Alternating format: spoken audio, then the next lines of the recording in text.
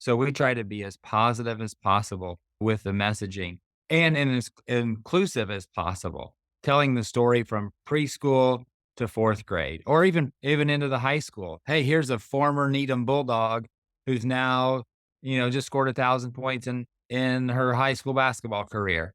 We want to make that kind of never ending as far as the support with our school and the connection. You're listening to the smartsocial.com podcast. I'm your host, Josh Oakes. This is our District Talk segment where we interview district leaders to learn how they're keeping students safe on social media so those students can someday shine online. Now, let's get back to the interview. Hello, my name is Dylan Purlee, principal at Needham Elementary School in Franklin, Indiana. That puts me about 30 minutes south of Indianapolis, a town that you might be more familiar with. Our elementary is kindergarten through fourth grade, actually preschool through fourth grade, serving about 360 students. Our district, Franklin Community Schools, has 8 schools, 5 elementaries, intermediate, middle, and high school level. And we serve just around 5,000 students. Terrific. Thanks for that intro. My name is Deron Wilson. I'm the Executive Director of School Engagement for Poughkeepsie City School District, which is in Poughkeepsie, New York, Mid-Hudson Valley region. We're about an hour and a half away from New York City. We have approximately 4,400 students in our district, 1 middle school, 1 high school, and 5 elementary schools, with one of them being a pre-K and K early learning center. So my next question is, Mr. Wilson, how have you been successful in increasing parent engagement to help keep students safe on social media to get ahead of these things? Are there any types of parent-teacher communications you're using? We want to hear some strategy, some tactics. Maybe give us some ideas on how we can be successful in that. We have had parent workshops. We have a parent engagement center. We're a community schools model here as well. So we've been doing a series of parent engagement workshops to teach parents about social media and the things that kind of just like Mr. Dillon was saying about the dangers of it.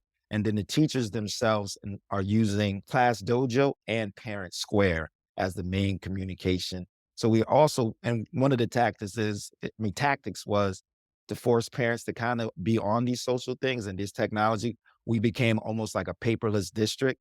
So all the information has to go out digitally. So it forces the parents to have to be a part of it or sign up for these things to get the communications through the school to know what's going on, because most of all the things are sent out either to Dojo or Parent Square. And then a few times we'll do a robocall to the cell phones of the parents and things like that. So we kind of force their hand in that way, but it's in a positive way because now there's more, and it has more reach too, because as we all know as students, you get 1,000 papers when you come home from school and your parents might put it or not even look in that book bag or anything. So then they're like, oh, we didn't know. Now we have a direct link to their cell phones. And when they register each year in the school, we get all their information and then that's automatically sent out. And then it also lets us know the parents that don't get it because they'll come in and say, I didn't know what's going on. And then that gives us the opportunity to say, okay, now give us your information so that we can put you in touch with the Parent Square. That's terrific. Dylan, back over to you as a principal. What have you been doing on your school site to increase parent engagement around social media? I know it's difficult to get parents sometimes to show up to parent engagement evenings. Are there any types of communication you're using, any tactics, any ways to get them excited? Well, just like Mr. Wilson, we're using Parent Square. That has been really well received from our parents. And we're not totally paperless, but we are using that Parent Square system exclusively as our communication system from the principals, from the teachers, and from the district. And we've created some boundaries and some consistency in that delivery. Whereas in the past, perhaps some things were just a little looser and you didn't know if that email was going to go out on a Tuesday or that text message was going to go out on a Thursday. There's a lot more consistency in our district of the communication. I know that every Friday afternoon, we're going to get what's called the Franklin Minute from our PR person. I know that every Wednesday afternoon, we're going to get the community newsletter, which are the current events happening in the community, fundraisers or different things like that. So that has helped a lot. And it's condensed the amount of communication. It's no longer 1,000 flyers. It's a PDF that contains 5 or 6 of those key pieces. So Parent Square has been huge for us. We're still using Facebook a lot with our school. And Again, I don't think we can hit on this enough. The positive content. I've said it probably 4 or 5 times, but putting that positive content on there, kids or parents want to see their kids or their kids' work featured on that. And if it's there, they'll find it. They'll seek it out. They'll tag it. They'll connect to it. So we try to be as positive as possible with the messaging and as inclusive as possible, telling the story from preschool to 4th grade or even into the high school. Hey, here's a former Needham Bulldog who's now, just scored 1,000 points in her high school basketball career. We want to make that kind of never ending as far as the support with our school and the connection. Excellent.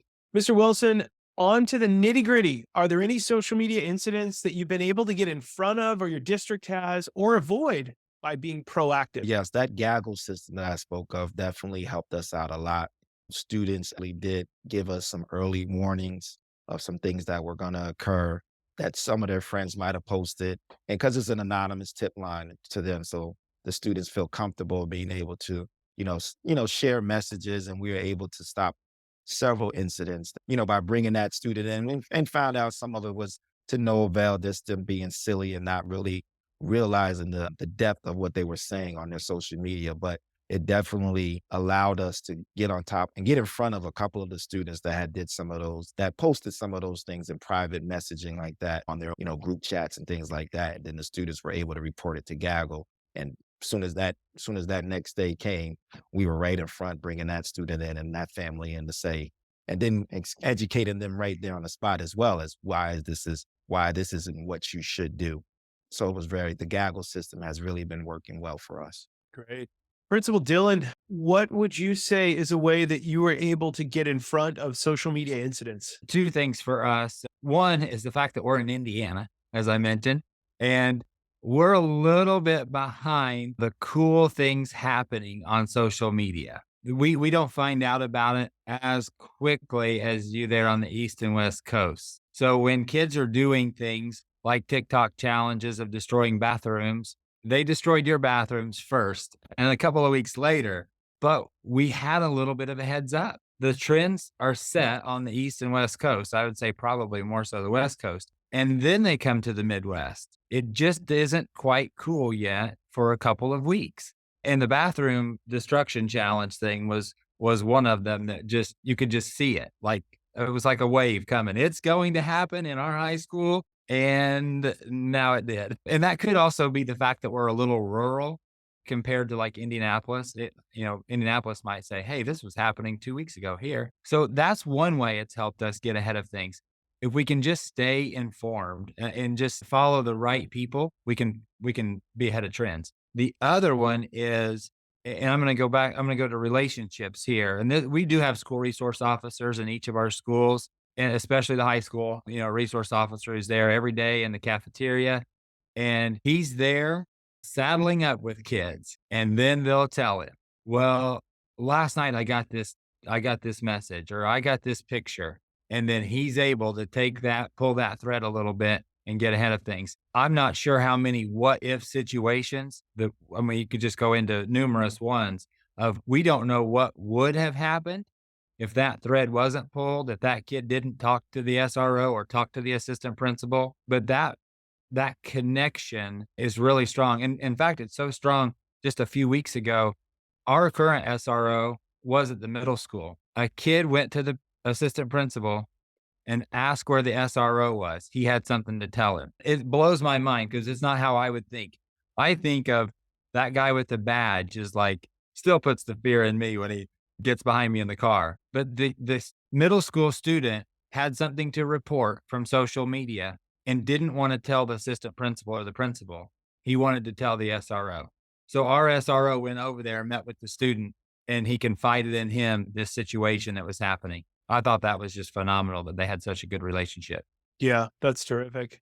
All right. So I want to wrap this up and ask one more question of the two of you. Mr. Wilson, how can educators and administrators work together to create a culture of digital safety, of responsibility in their schools? And what role do parents and students play in this process to support you at the district I level? think the role of administrators district is actually bringing the people, all the people, the stakeholders to the table and having these conversations, not having it in silos to make sure that everybody is aware. So at the district level, making sure that the principals, assistant principals, or any staff you have right there are at the table when you're having discussions. And then when they having their open houses and parent teacher conferences, having the parents, having taken time out to have the parents brief on those things like that. And it's the key role is the parents and the students. This doesn't work if they're not willing to help. So making sure that they understand that, the ball kind of is in their court. We're just here to help them, guide them, and letting them understand that they really possess all the power. Like you just, like Mr. Dillon said, with the student actually going to the SRO. Those are the type of things that really benefit the social, emotional learning and the culture of and climate of a school. Because if the students are willing to take on that role, and then the parents are also able to support their students and making sure that they feel comfortable going to SROs or going forward to adults to share any kind of information. That's the key to make sure that things can be successful in this growing. Awesome. That's terrific. And principal, back to you. What are you doing, or what can other educators, other principals learn from you so they can work together to create a culture of digital safety on their campus, responsibility on their specific school site? And what roles do you think parents and students play in that process? I think as Mr. Wilson said, getting the students and the parents involved. The teachers are here. They want kids to be safe. They know that some of these social media things can be challenging. But if we can get the students to be working on this with the same team and the parents working on the same team, and then taking as many opportunities as you're given to discuss it, some of the dangers, some of that's the fear factor, but also the positives. So things like our PTO events that we get, any parent involvement event where those parents are coming to the school. Maybe it's bumping into the person at the grocery store and getting a chance to share a positive story. Like, yeah, this is what happened, to just cultivate that again, the positive piece of it, and the awareness of it. That's terrific. I want to thank both of you for coming out. Everybody else who's watching or listening to this, you can click the links below to subscribe. Thank you to both of our educators here today for being a part of this. As always, make sure to keep it light, bright, and polite, because our kids are watching what we're doing on social media. We'll see you soon on the next episode of the Smart Social Podcast. Have a great day, everybody.